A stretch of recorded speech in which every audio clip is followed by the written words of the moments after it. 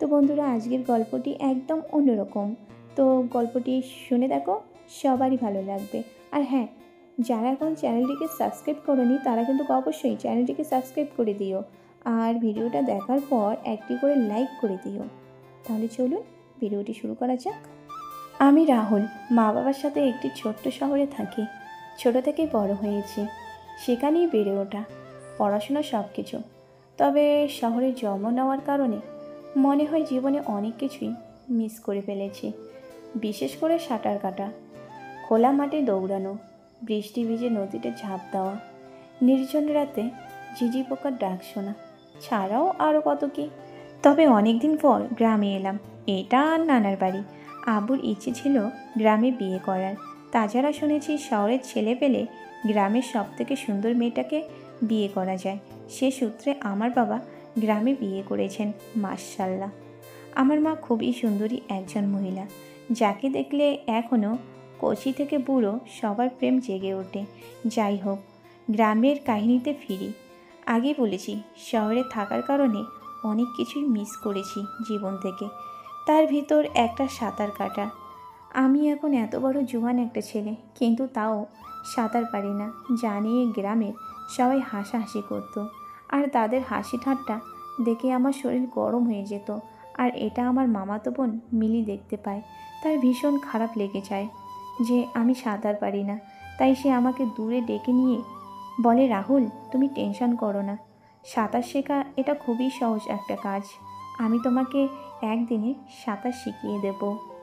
আমিও তার কথায় রাজি হয়ে গেলাম, কিন্তু আমি মিলিকে বললাম, তুমি আমাকে সাঁতার শেখাবে, কিন্তু কাউকে কিছু বলা যাবে না, তাহলে সবাই আরও বেশি হাসাহাসি করবে। মিলিও আমার কথা মেনে নিল।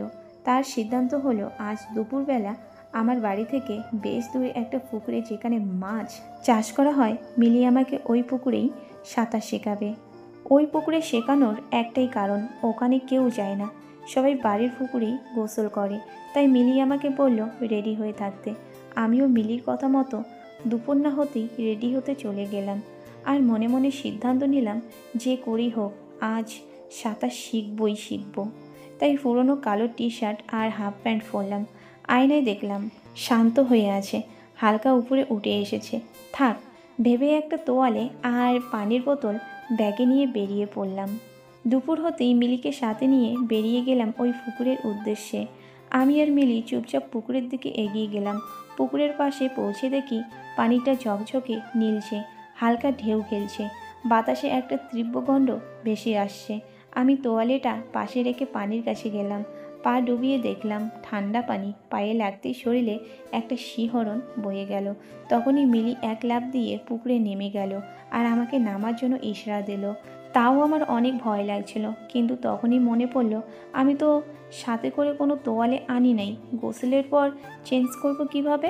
তখন আমি মিলিকে বললাম, মিলি, আমি না তোয়ালে আনতে একদম ভুলে গেছি, তুমি একটু থাকো, আমি তোয়ালে নিয়ে আসছি। মিলি তখন বলল, আরে বোকা, এখানে তো আমি ছাড়া আর কেউ নেই, তুমি চাইলে এমনি সাঁতার শিখতে পারো, তাছাড়া এখানে ভুলেও কেউ আসবে না। তখন মিলির কথা শুনে আমার মুখ লজ্জায় লাল হয়ে গেল। তাই আমি বাবা করতে লাগলাম আর বললাম, তুমি তো আমার সব দেখে যাবে, তবে তুমি যদি একই রকম হয়ে পুকুরে নামো তাহলে আমিও। মিলি তখন বাধ্য হয়েই আমার কথা মেনে নিল। মিলিকে দেখে শান্তটা ঢোক করে উঠল। মিলি তো আমার কাণ্ড দেখে হুঁশ জ্ঞান হারানোর অবস্থা, তাও আমাকে কিছুই বুঝতে না দিয়ে আমাকে নিয়ে পানিতে নেমে গেল। তারপর আমার কাছে এসে আমাকে সেই পানির উপরে আঁকড়ে ধরে সাঁতার কাটার উপায় বলতে লাগলো। পানি বুক পর্যন্ত উঠে গেল। আমি হাত পা ছুটতে লাগলাম, পানিতে ভেসে থাকার চেষ্টা করছি। কখনো মুখ পানিতে ডুবে যাচ্ছে, কখনো নাক দিয়ে পানি ঢুকে কাশি উঠছে, তবুও মজা লাগছে। এভাবে পানিতে ছটপট করার একটা আলাদা ফিল। আমি পানির নিচে ডুব দিয়ে চোখ খুললাম। নীল পানিতে সব ঝাপসা, আর একটু পরপরই মিলির হাত শান্তর সাথে খেলা করছে, আর মাঝে মাঝে গিয়ে মিলিকে টানি, যা মিলি খুব মজা করছিল। তারপর হঠাৎ করেই মিলির এত পরিমাণ সাঁতার উঠে গেল যে ও আর থাকতে পারল না। ও হঠাৎ করেই পানির নিচ দিয়ে শান্টু খপ করে ধরে নিল। আমি বললাম, কী করছো মিলি?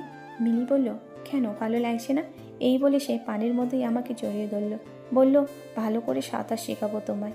ও ওর মিষ্টি মধুর কণ্ঠ আমাকে আরও পাগল করে দিচ্ছিল। আমি আর থাকতে পারলাম না। এবার মিলি বলল, চলো উপরে গিয়ে তোমাকে বুঝিয়ে দিই। পানিটা ভালো করে শেখানো যাচ্ছে না। তারপর মিলি আর আমি উপরে চলে গেলাম এবং চারপাশটা ভালো করে দেখলাম দূর দূরান্ত পর্যন্ত কেউ নেই। তারপর মিলি একটা গামছা বিছিয়ে দিল। ও আমাকে ভালো করে বুঝিয়ে দিল কিভাবে সাঁতার শিখতে হয়। আমিও বুঝে গেলাম এবং 30 মিনিটের মধ্যে সাঁতার শেখা কমপ্লিট করলাম। আমি বললাম, মিলি আবার শিখবো কিন্তু। ও বলল, সমস্যা নেই, আমি তো এটাই চেয়েছিলাম। অনেক দিন যাবৎ কিন্তু কিছুতেই সুযোগ পাচ্ছিলাম না। কখনো ভাবি নাই শহরের ছেলেদের সাঁতার শেখা এত সহজেই হয়। খুব ভালো লাগলো। তারপর আরও দুজনে পানিতে নেমে সাঁতার কাটতে লাগলাম। ও হেসে বলল, আমিও সাঁতার জানি না, শিখতে এসেছিলাম। আমি বললাম, তাহলে এতক্ষণ কি শিখাইলা? ও আমার শান্টুই চর মেরে বলল, তোর শান্টু দিয়ে আমার পুকুরে সাঁতার শিখিয়েছি। আমি হেসে বললাম, আবার শিখবো কাল। ও বলল, আরে বল, এখন তো সব সময় শিখবো।